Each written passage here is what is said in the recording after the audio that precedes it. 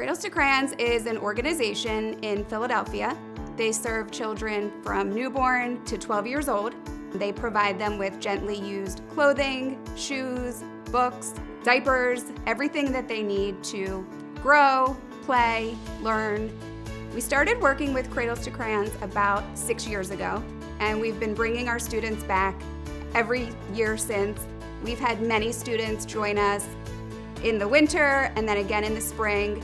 As fourth graders, they come back in fifth.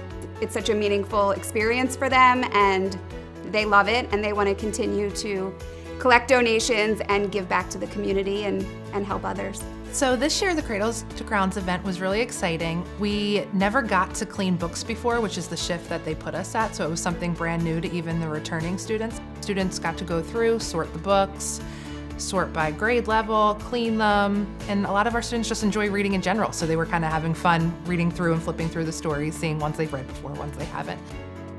And they were really excited when they saw, oh, we still have more time in our shift, we're almost to the bottom of this bin, and they were able to go through and complete their task of getting all of the books out.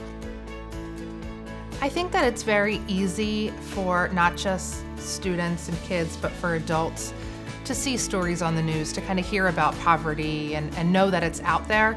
But until you actually get to go on a day of service like this, you hear the volunteers that work there, that are there all the time, tell you a little bit about what these families are trying to survive off in a year. It's very eye-opening.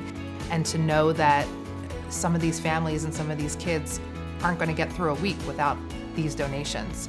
It's very eye-opening, and I think the kids, once they hear the speeches from the volunteer workers that work there, hear how these families are trying to survive on next to nothing, they feel very grateful for what they have and happy to help and volunteer their time as well.